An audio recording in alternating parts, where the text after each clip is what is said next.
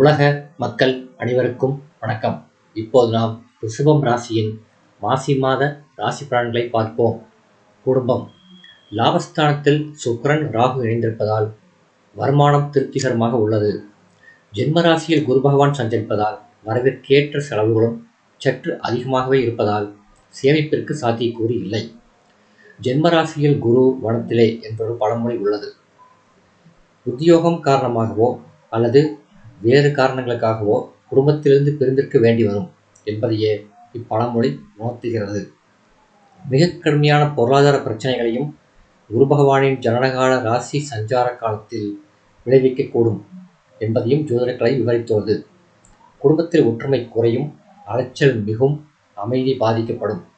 உத்தியோகம். ஜீவனஸ்தானமாகிய கும்பராசி ஜீவனக்காரகரான சனி பகவான் நிலை கொண்டுள்ள தருணத்தில் சூரியனும் அவருடன் சேர்ந்திருப்பதால் பணிச்சுமை அதிகமாக இருக்கும். மேலதிகாரிகளின் அளவிற்கு மீறிய கண்டிப்பு நெருப்பை ஏற்படுத்தும். வேறு வேலைக்கு மாற மனம் ஆசைப்படும். பாடுபட்டு உழைத்தும் கூட நல்ல பெயர் கிடைப்பது கடினமே. புதிய வேலைக்கு முயற்சித்து வரும் ரிஷபராசி அன்பர்களுக்கு முயற்சி தோல்வியும், கிடைத்தாலும் கூட அந்த வேலையில் திருப்தி இருக்காது. சிலருக்கு விருப்பத்திற்கு மாறாக இடமாற்றம் ஏற்படும். தொழில் வியாபாரம். லாபஸ்தானத்தில் ராகுவும் சுக்கிரனும் இணைந்திருப்பதால் மிக கடினமான போட்டிகளை நீங்கள் சமாளிக்க நேரிடும். நிதி நிறுவனங்களின் உதவியும் ஆதரவும் தக்க தருணங்களில் கைகொடுக்கும்.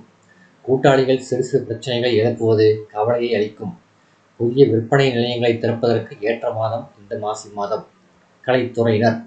சுக்கிரன் ராகுவுடன் சேர்ந்து லாபஸ்தானத்தில் வலம் வருவது மிகவும் அனுகூலமான கிரக கூட்டணி என்பதை ஜோதிடக்கலை விவரித்துள்ளது. லாபகரமான வாய்ப்புகள் எவ்வித முயற்சியுமின்றியே தேடி வரும். வருமானம் உயரும். ஒரு சிலருக்கு விருது பட்டம் கிடைக்கும். சுக்கிரன் சிறந்த சுபபலம் பெற்று ராகுவுடன் சஞ்சரிப்பதாலும் பாகிஸ்தானத்திற்கு குரு பகவானின் சுபப்பார்வை கிடைப்பதாலும் அந்நிய நாடுகளில் பல நிகழ்ச்சிகளில் பங்கேற்கும் வாய்ப்பும் அதன் மூலம் லாபமும் கிடைக்கும். அரசியல் துறையினர். அரசியல் துறையை கட்டுப்படுத்தும் சுக்கிரனும் சூரியனும் உங்களுக்கு அனுகூலமாக சஞ்சரிக்கின்றார்கள். இருப்பினும் மற்றொரு அரசியல் கிரகமான செவ்வாய் அவரது வக்கரகதியில் சாதகமாக இல்லை. கட்சியில் உங்களுக்கு எதிராக சலசலப்பும் சிறு எதிர்ப்பும் உருவாகும். இவற்றின் காரணமாக மனதில் நிம்மதி குறையும். மாணவ மாணவியர். கல்வித்துறையை கட்டுப்படுத்தும் கிரகங்கள் ஓரளவு சுபபலம் பெற்றிருப்பதால் பாடங்களில் மனம் ஆர்வத்துடன் ஈடுபடும். நேர்முக தேர்வுகள் இருந்தால் வெற்றி நிச்சயம். விளையாட்டுகள் மற்றும் பேச்சு போட்டிகள் ஆகியவற்றில் சிறந்த முன்னேற்றத்தை எதிர்பார்க்கலாம். விவசாயத்துறையினர். ஜீவனஸ்தானத்தில் சனி பகவான் நிலை கொண்டுள்ள இம்மாதத்தில் பூமிக்காரகரான செவ்வாய் வக்கரகதியில் மிதுன ராசியில் சஞ்சரிப்பது நன்மை அளிக்காது. வயல் பணிகளில் கடுமையாக உழைக்க நேரிடும். அடிப்படை வசதிகள் சிறிது குறையும். கால்நடைகளின் பராமரிப்பில் பணம் விரயமாகும். பெண்மணிகள். குரு பகவான் ஜென்மராசியில் அனுகூலமற்ற நிலையில் சஞ்சரிப்பதால் அக்குறையை சுக்கிரன் போக்கிவிடுகிறார்.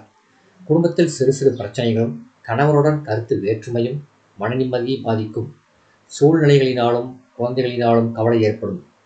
வேலைக்கு முயற்சித்து வரும் பெண்மணிகளுக்கு வேலை கிடைப்பது தாமதமாகும். பரிகாரம்.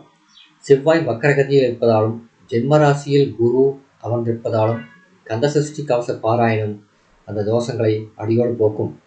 சந்திராஷ்டம தினங்கள் மாசி 10 பிற்பகல் முதல் 12 இரவு வரை. இந்த வீடியோ உங்களுக்கு பிடிச்சிருந்தா லைக் பண்ணுங்க, ஷேர் பண்ணுங்க, சப்ஸ்கிரைப் பண்ணுங்க. நன்றி.